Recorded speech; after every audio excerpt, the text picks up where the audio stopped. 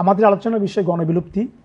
এই বিষয়ে বলবেন ডক্টর অনির্বাণ সরকার, সহযোগী অধ্যাপক, প্রাণীবিদ্যা বিভাগ, জগন্নাথ বিশ্ববিদ্যালয়। আপনাকে আমাদের অনুষ্ঠানে স্বাগত। আপনাকে ধন্যবাদ। গণবিলুপ্তি কাকে বলে? আসলে প্রাণী জগতে প্রাণীর উদ্ভব এবং বিলুপ্তি একটি খুবই স্বাভাবিক এবং ধারাবাহিক প্রক্রিয়া, কিন্তু গণবিলুপ্তিটা হলো যে কোনো একটা বিশেষ পরিস্থিতিতে যখন অসংখ্য জীব প্রজাতি একই সাথে বিলুপ্ত হয়ে যায়। সাধারণত দেখা যায় একই সময়ে যদি 3/4 প্রাণী বা উদ্ভিদ প্রজাতি একই সময়ে বিলুপ্ত হয়ে যায় পৃথিবী থেকে, তবে তাকে আমরা গণবিলুপ্তি বলবো। পৃথিবীতে এই ধরনের কয়টি গণবিলুপ্তি সংঘটিত হয়েছে এবং বিজ্ঞানীরা এগুলো কেন সংঘটিত হয়েছে তার কারণ কি বের করতে পেরেছেন? এই পর্যন্ত পৃথিবীতে মোট 5বার এই ধরনের গণবিলুপ্তি হয়েছে বলে ধারণা করা হয়ে থাকে, এবং এই প্রত্যেকটি গণবিলুপ্তির পিছনের কারণগুলো আমরা বর্তমানে জানতে পেরেছি। আমরা যদি শুরু করি প্রথম থেকে, প্রথম যে গণবিলুপ্তিটি হয়েছিল সেটা আজকে থেকে 45 কোটি বছর আগে, এবং এই সময়টাতে ছিল একবারে অর্ডোভিসিয়ান পিরিয়ডের শেষ পর্যায়ে এবং সিলুরিয়ানের শুরুর দিকটায়। এই সময়ে পৃথিবী থেকে অসংখ্য ছোট সামুদ্রিক প্রাণী একই সাথে বিলুপ্ত হয়ে যায়, এবং এই সময়টাতে প্রায় তৎকালীন সময়ের পৃথিবীতে যত প্রাণী ছিল তার 85% একবারে সম্পূর্ণরূপে বিলুপ্ত হয়ে গেছে। দ্বিতীয় মহাগণবিলুপ্তি, কারণ পারমিয়ানের সময় যেটা হয়েছিল, পারমিয়ান যুগে, সেটাই ছিল সবচেয়ে বড়, আর আকারের দিক থেকে এটার অবস্থান হচ্ছে দ্বিতীয়। দেখুন যে তখন যে প্রাণী ছিল তার একটা বড় অংশ কিন্তু সেই সময় বিলুপ্ত হয়ে যায়। এখন কারণটা কি? প্রত্যেকটিরই কিছু সুস্পষ্ট কারণ ছিল, এটারও ছিল। কারণগুলো কি কি? এর কারণ হিসেবে যেটা জানা যায় যে হঠাৎ করে পৃথিবীর যে তাপমাত্রা কমতে শুরু করে। এখন যখন তাপমাত্রা কমতে শুরু করেছে তখন পৃথিবীর ভিতরে যে পানিগুলো আছে সেই পানি কিন্তু বরফে রূপান্তর হয়েছে, অসংখ্য হিমবাহ তৈরি হয়েছে, সমুদ্র শুকিয়ে গেছে। হ্যাঁ, অসংখ্য হিমবাহ তৈরি হওয়ার কারণে সমুদ্র শুকিয়ে গেছে, বা সমুদ্রের যে পৃষ্ঠের যে উচ্চতা সেই উচ্চতা কিন্তু কমে গেছে। এবং এই যে পরিবর্তিত পরিস্থিতি, এই পরিবর্তিত পরিস্থিতিতে দেখা গেছে অসংখ্য প্রাণী তখন বিলুপ্ত হয়ে যায়, এবং এর কিছুদিনের মধ্যেই কিন্তু আবার একটা র্যাপিড টেম্পারেচার বৃদ্ধি সেটা আমরা কিন্তু খেয়াল করি। অর্থাৎ এরপরে দেখা যায় যে তাপমাত্রা আবার বেড়ে যায়, এবং তার ফলশ্রুতিতে তখনকার দিনের অসংখ্য প্রাণী পৃথিবী থেকে বিলুপ্ত হয়ে যায়। আমরা যদি দ্বিতীয় গণবিলুপ্তিতে আসি, সেটা আমরা বলতে পারি যে 36.5 কোটি বছর আগে, 36.5 কোটি বছর আগে, এবং সেই সময়টাতে ছিল ডেভোনিয়ান পিরিয়ড। এই ডেভোনিয়ান পিরিয়ডে যে গণবিলুপ্তিটা হয়েছিল, তৎকালীন সময়ে যত প্রাণী ছিল তার শতকরা 75% পৃথিবী থেকে সম্পূর্ণরূপে বিলুপ্ত হয়ে যায়। এবং এই সময়ে সাধারণত সমুদ্রের যে অমেরুদণ্ডী প্রাণী, যারা সমুদ্রের তলদেশে বসবাস করত, এই প্রাণীগুলো সেই সময় বিলুপ্ত হয়ে যায়।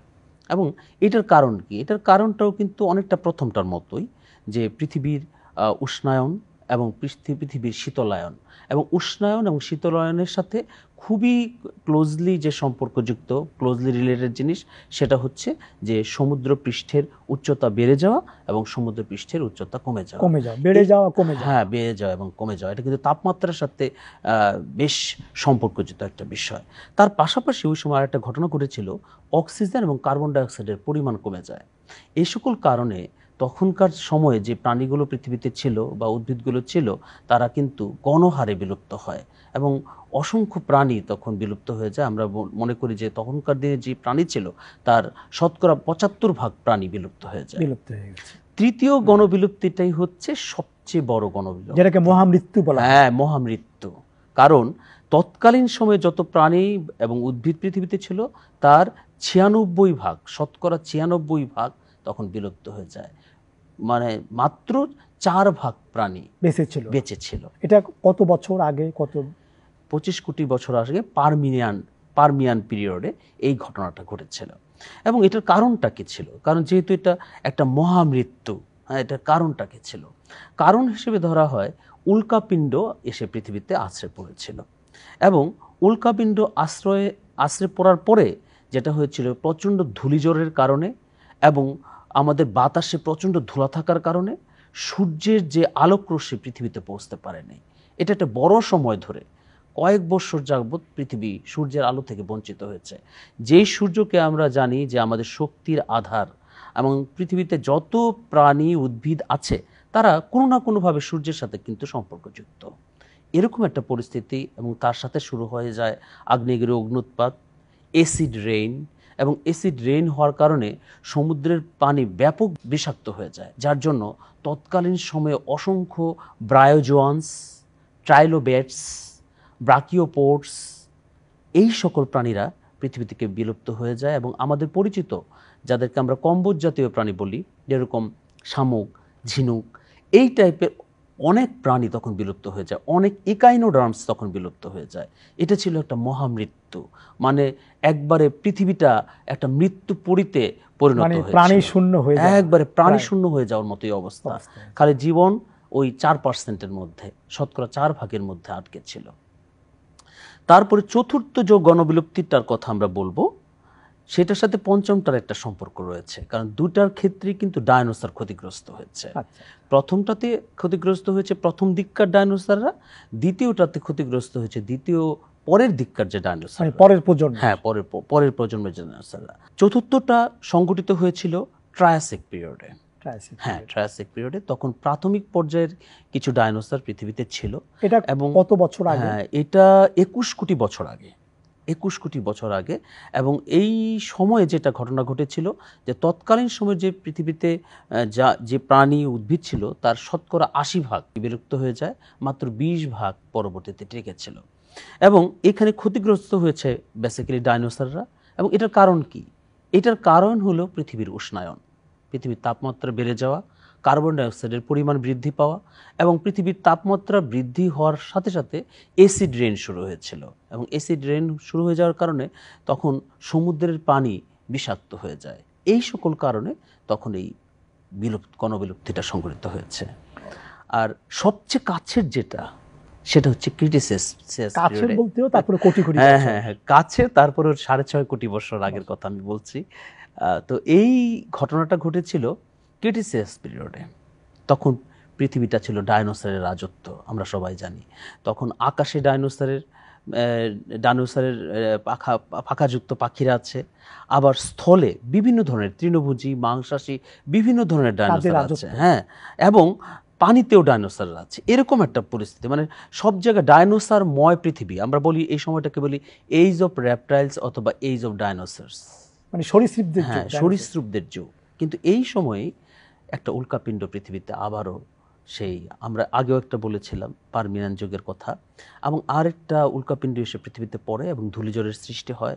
এবং কয়েক বৎসর এরকম আগের মতোই সূর্যের আলো থেকে আমরা বঞ্চিত হই।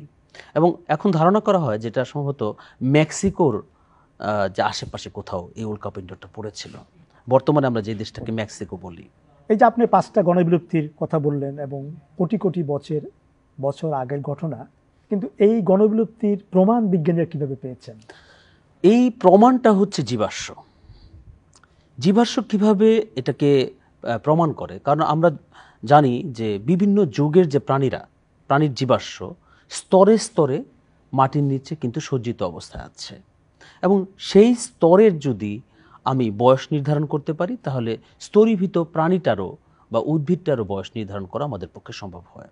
তা আমরা দেখেছি যে এই স্পেসিফিক অর্ডোভিশিয়ান, সিলুরিয়ান বা ডেভোনিয়ান বা পারমিয়ান, এই সকল যুগের যে স্তরগুলো রয়েছে, ভূত্বকের যেই ভূত্বকটা গঠিত হয়েছে, এই স্তরে অসংখ্য প্রাণীর জীবাশ্ম রয়েছে, যেটা অন্য স্তরগুলোতে সেরকমভাবে নেই। আমরা এই পর্যন্ত এই 5টি স্তরে সবচেয়ে বেশি মানে প্রাণীর আমরা জীবাশ্ম খুঁজে পেয়েছি। আরেকটা কথা আমি বলি যে সবসময় কিন্তু আমাদের মনে করতে হবে যে শতকরা 75 ভাগ প্রাণী কিন্তু মারা যেতে হবে, আদারওয়াইজ কিন্তু আমরা গণবিলুপ্তি বলতে পারবো না।